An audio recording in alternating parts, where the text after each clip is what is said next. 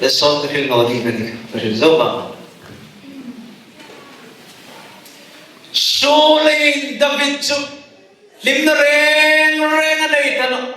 Ano na lim na po puminlo mga uma lim matum ko na lim tay tanong Sunod nakita rin ang kan orang pa hindi zongin to ito sa ralong remit sa akin o bong tame rin tawain toya damding nilang chuchung hasin balso atang takta na yadong soy katayin toy kata kalimen niya amirong chuchung sun no ibig mo ay toy na ibabulay din zongin toy na sa ralong remit sa akin sonin ang Sima ikong tinga kira yolar pa sumay suni naging musit na tinomo pa na trong lalpan David sa na po suk tampeng no ka lalpan kimdalelong na tara pegalit matinin pa ng bros uraway solay ihip na lon sa uteta solay ikutalorik teta solay nilungri lalorik teta solay ilim na labaw teta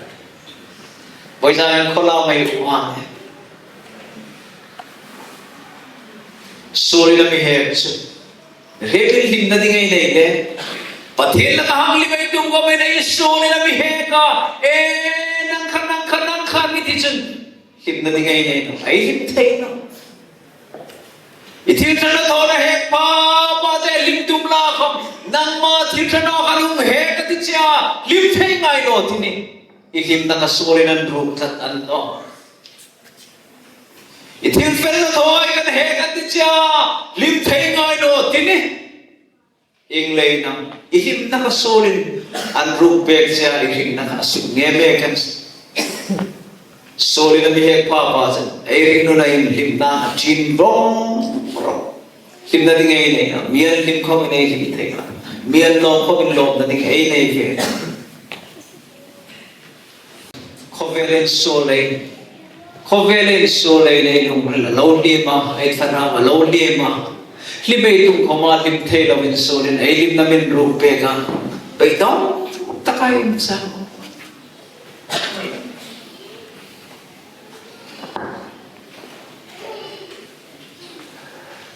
Tulay sa suli na mihek pa sa mirhim na lim na tangay no. Ay ni ito sulfega ay ni ditlan na vega sulay to na kan ay saraw lima ay saraw nun subsawa baydong le harsati ay good high remoya tol sama ay ba remoya tol sama bang lai sa kay di komen ay nun le ay nun daling komen ay sa klumsaw talo sola to sumo kori solo luta lal Davidson rimoy la ka tintra kay ka sola nun supoy do kori lanso plagani pathin pa ka process voice anin saraw ting rimoy kay lula nang masud lanso banta lalban ro pinat sa dengan ba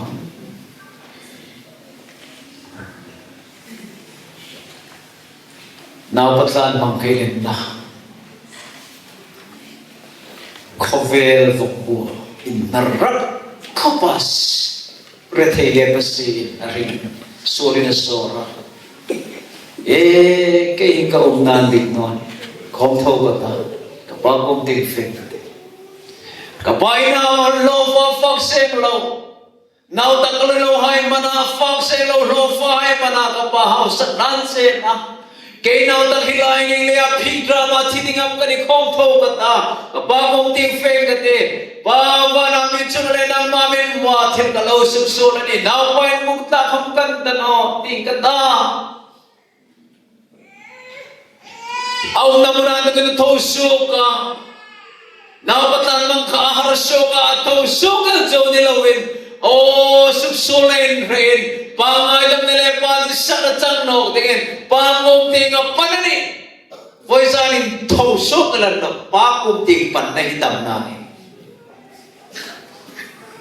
pakumting ang panah panintinan mo milaw titing sa mga kami kauna pa kanintinan mo milaw titing Kanay po karo po lang katsienso intlog ka na. Kapanin din may load holding. Eh, kung otak saram na katsakay na, white ano, super. Eh, hindi nga man ito.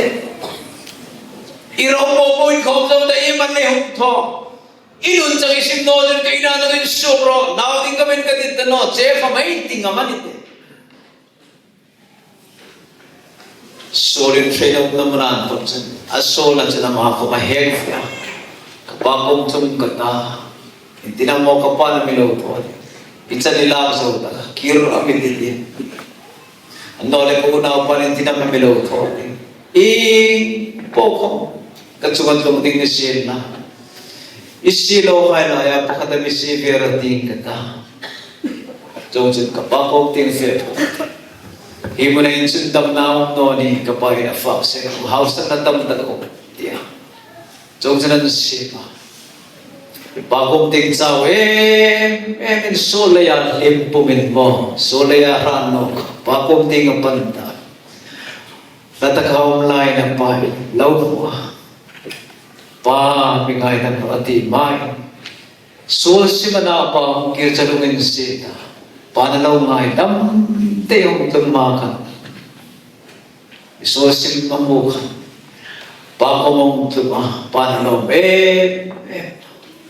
Solea silfen tatta silfen nim sita illalawa ko pagpapala pa kono ma sabay ka miran waya ka ang tapatra pa man dito ang tapara sin napa mukira ni silfen tara online na pe tara ay siltirin line buddhi ro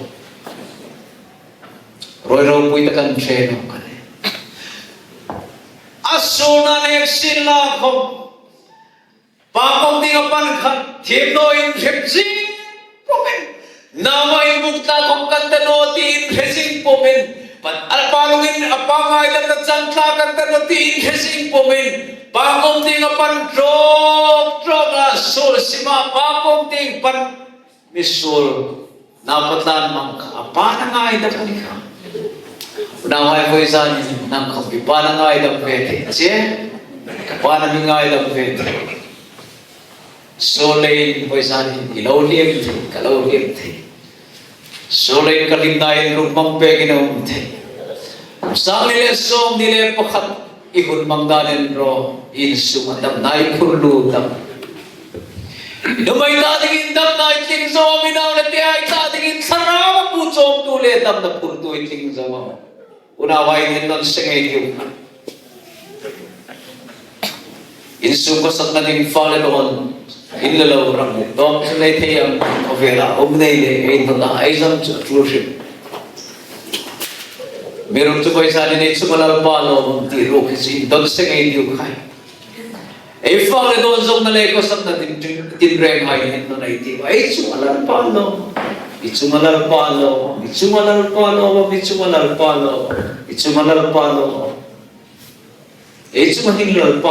Boy sa Marso na tsan digin. Itsumalalpalo. Ang kirdaw sa kata. Di namin pakasal ka na. Pero kasukto. Sulna na hekpa jechen. Tirtanaton na hekpa jechen. Rolay ko insan tamto. Pati hindi hay na alim si sarong legit. Imnadingan ko no. Kutang pinahanglam dating kaman ko so. Zan kata ka rin ang dew ka. Committee anong koma. Ketika committee ro ka anre nga le ka poin ka tenjo doon. Zan turil tuding kamun ka. Anle ka point ka naman at turil tuding anin siya matapati ka. May pakat anti namin ito. Tung rila pastorin. Alaw tong fuk diba kirting pakat at suma. Anong lunin hallelujah humta. Hilaya ka din din ko'y pat. Verpok senso. Chuchumihan ang may muda. ai đi tiêm bằng họ lim tiêu bài ngay này không khi tiêm bằng ai tiêm về bông anh đi tiêm ăn ai nó nên đi tiêm phun nó lên đi ăn về bông nó nên đi mua đi ai thôi chắc xin không về bông nên ai nó ai lên này yên tuần nên ai mặc sẵn đồ mặc có về này ai nào đi hai ta đi yên tuần nên cái không cần thầu này nào hai phải cần đi cái hôm sau cái này nó vui ra tình tu không bay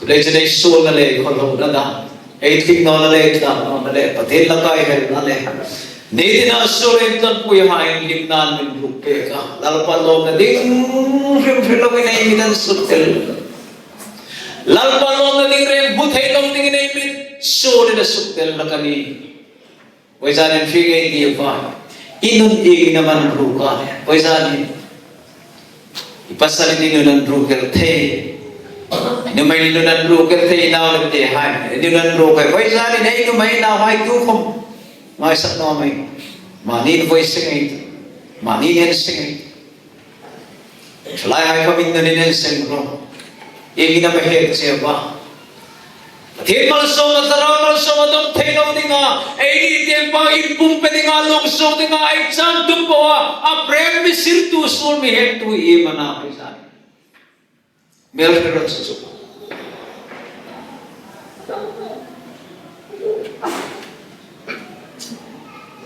dapat lang ng pana lo ngai tama khovel silfen kirdat mom chatheng pe kin silfen tharin alo in thoma môi tất cả nào tất cả lâu chơi nó tan mắm cái gì nào ta xin tu số lên mong sân lòng không thật là trôi ngài nó số lên mong sân nào mà thật là trôi ngài và thì đến bao cái nó số lên lâu đêm là kinh nào mà cũng đi ngay kia sân lâu ba ngày là để sẵn nó và thì đến bị bom nó thế nên nó mới xiêm thở nó số lên voi dài đâu bay rem thế là đâu không ai umel thế số lên ba phai rem thế là đâu không ai umel thế nào ai số lên sung cô mai sang rem thế là đâu không ai umel thế số lên nun cha ngồi lamin đi không ro thế là đâu hay vậy giờ vậy tâm tắc lâm quên đi rồi thì tao nói số này nên đi ôm nằm mình rumang pe cả cháu ta không về là mình rumang pe không ai ôm vậy sao nên em bộ không đến là in số này thì phải enjoy à thì công ty in kids không rồi là ba công ty kids mà cái kids sẽ là tiền này in số này thì sẽ được không in lâu sẽ vô rằng in vào thì in ba cái rồi vura kami subvano kami subtingin no thiên cho ring kami na ngay đam na đến ngay đam na sang lutak nang leki bisim thar no unaw ay kum thare dun thar le kai ni darkal do te cho na mình ngap nun lui hai pe che kum thar ral kai si me di isu na lo hek che ko voi sa lalba mai da chang ni se me dinami pakar ka te varak chan chin daril laga idu ka hel po trai ka dia mo te illong rel po lo mai ro apan varak pakhat na ya na pasal pakhat anay ko pa apan naw pasal sa adon papa house ka na naw pasal pakat chon ne anni sum dito dengan ranan vaya varak to meron na ya apa na varak adon lutin varak ya volum tu ka voklum ve arum sa ma vo ale rum sa ma vo ve kata volum kata alua vo pada senama petungai ka manu ka vo lum ke jejapa tusi ni anau pas hitui ahit singa Apan super adoda ama adoda de derita. Annaw pa jung rol kholo takal pakat ya. Dole pa in kholo khalai na sol takal rol pol fuka. Apain adul arol pa atul bobo fa bobo peg biga man khalai tu chape taka umbik arol pa athi tak tanechu julai chuna arol pa limna popo ka in rupe ka noble siki mapanda bai umro apai ngau marjin infa volume ini bai infa ke volume Chen pachema anaw pa sa ng farang sa volume things. Apa ina willoy ang farang tiyan mo dyan lumasen matu mana volume tu himra. Kari rule na makom sa volume veg mga ginita. Walong sen suman rosa ta. Napa jalong suglo ta. Antri na ta volume veg teach. Ama kami na ring tatalay. Ako'y tanong so, apapula sa niyo hindi ma. Papang toklo wa intelo pa. Papula ko may imo mo tanong. Nainasip ka. Bufa kami nang nikarit tanong. Umtsaw, di lang umtsaw, di lang. Panangay, nari na doktoran fe, kami na nari. Inglen. Apa farang tu dia mafuk rumah.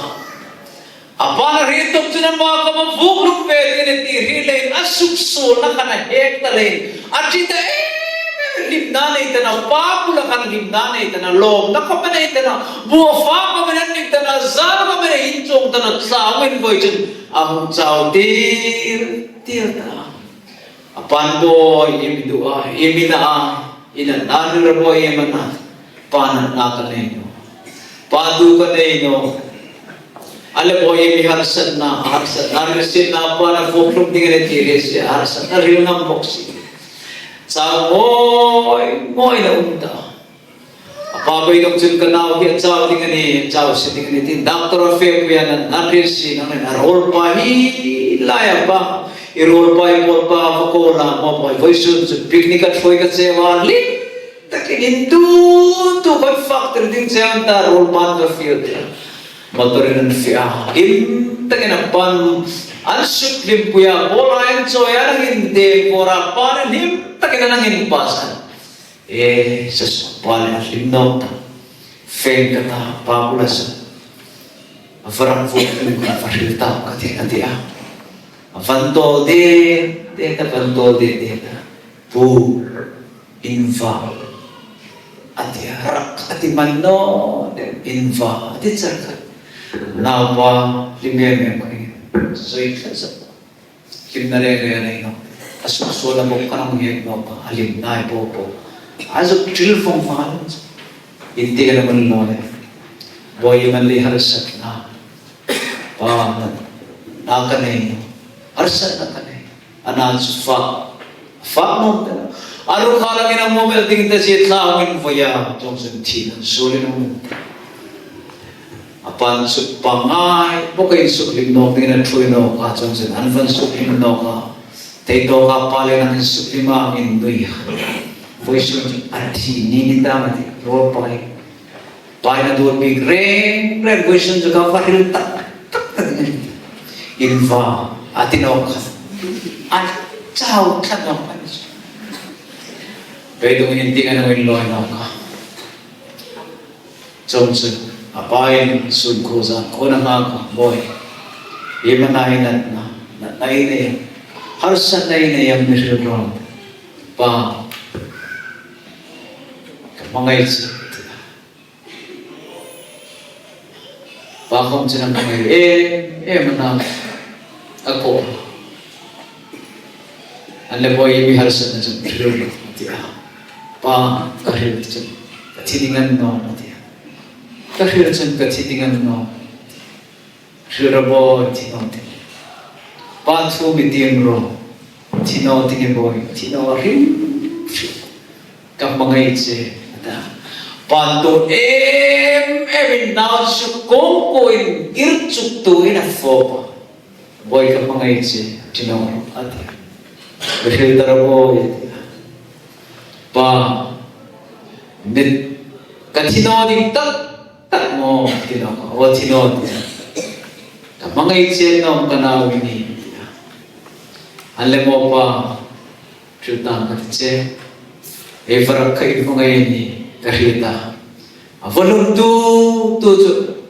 ka voklum dengan iti everak irindo ka rol pare kan lawin dena ka voklum ani ibe voklum fe illavin iko ma zan bo falakin hoiti ibula in hoiti na kanai tanwa ibula limlakha ibula limna kanai tanwa Ibula ibu inding lakha ibu reng kanai tanwa tin kasi papa ibu lakha kaungam tanwa migay da maroti panalumin si mitsi boy tangay da si zingale varak sandang balang kata ibu klub tradingan ni varak sandang balang ka ibu klub trading no panangay tawo suplakan Kita sa panangay tamani tiya hit kan log na sipa ama subso na hetu po jo ngai dam na changane tirin kan chompo po tinna hayan tan to ka ama hetu hayan tan to ka ama dimna le log na cho nama na kan tin takpa mangay nazar sila changnok ta tinna reng anay tan thapang na reng anay tan Apalong lo tingi roll pa fela voice on picnic ay feno tingin dia picnic an feno ta chong chanan nel pa ngai bok chin bol hain pan mena fa ding tran choya a roll pa jan pa ngai bokan voice on cho kar hin tak ta ding tan shan mo ga fa aba fe de da pu aba tino roll pa na fela ding alo feel Kapana mengay tatis, kapana mengay tatis. Unamay solay in lawhid naklaw ko. Pwesa solay solay na iking nalawin kita daw ni ko. Pwesa kapana mengay dam tatifeng iti ko. Kapana mengay dam tisenlo kalvarga tisenlo so kasol po 105 ma. Sa tundam na mipetuho sa Pwesa Oi koberin sin naraming solay lohi la Pwesa lalpa ng mga itse aniti at harin sila lalpa ng mga itang tseniti rigiti ba Pwesa ay ring lumrele itang sin Pwesa man tranay hay ko patin ko matapatsoy kanbang mga Pwesa nule pa Hai, Salai hai in na naikiwa ay insong binehegay. Lalpa kine pasum hai kitang kan lo posita. Lalpa ay chen insong lo remte talo. Lalpa tating amay sa remte talo hai. Patiri mga inahay kong lo reso ta sole ami hekay hignanay talo hai lo ni. Poisanin kapana mingay na maniti ringay diwa. Insong tarin remdigin. Irsung tharlal panam pek the na dengan paisanin reng ngin irsok basa numay hai ko ma lalpan ro chana pek che with na ulti hai ko ma atong takasuko mo le paisanin vang doina le yak ko puinay talaw ay lo ni komen Lumrelain boy dia mga hai ko hitui van bato into ngita tong pray na ini Yesu ang pinatsi kay komen ka mga itse hitu chan ibasal ko matul kung ko na rin ko lang lumay tule ko Yesu lang ay naman siya. Yesu lang mga itsi ka. Kaya ko pa may mga yan Boy janin chu thu char chu ipasal ko ma paril ro numai ko maril ro lalpan ro chara pek che na wai ko mo khong ro inule pai ko manang ni thala nai ko min chu thu sin rel to kai ta chu hon chu ro ko nai ne ingani lalpan mal so mana in sarau ke nai ko lalpan su kam pe che wa indun khom lalpan sim thar che wa indu panan ko su thang thar no reng ni re position ke